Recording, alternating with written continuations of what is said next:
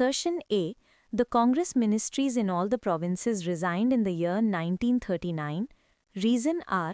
The Congress did not accept the decision of the Viceroy to declare war against Germany in the context of the Second World War. अब मैं तुम्हें ये पूरा किस्सा simple Hindi में समझाती हूँ। देखो, ये बात है 1937 की, जब इंडिया में पहली बार बड़े लेवल पर इलेक्शंस हुए थे। कांग्रेस पार्टी ने बहुत अच्छा परफॉर्म किया और इंडिया के 11 में से 8 स्टेट्स यानी प्रोविंसेस में अपनी सरकार बनाई।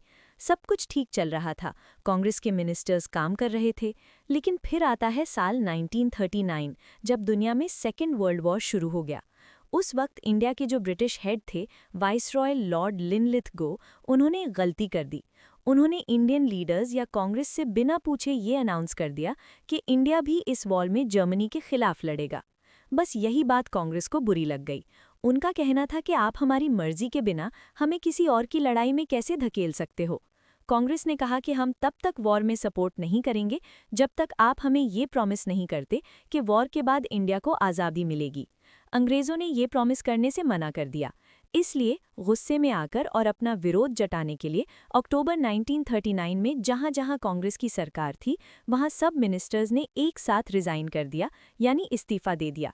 तो अब अगर हम सवाल को देखें तो असर्शन ए सही है कि उन्होंने 1939 में रिज़ाइन किया था, और रीज़न आर भी बिल्कुल सही है कि उन्होंने इसलिए रिज़ाइन किया क्योंकि वाइसरॉय ने बिना पूछे इंडिया को वॉर में शामिल कर दिया था। इसलिए इसका सही आंसर ऑप्शन ए होगा, क्योंकि रीज़न ही असर्शन की सही वजह बता रहा है।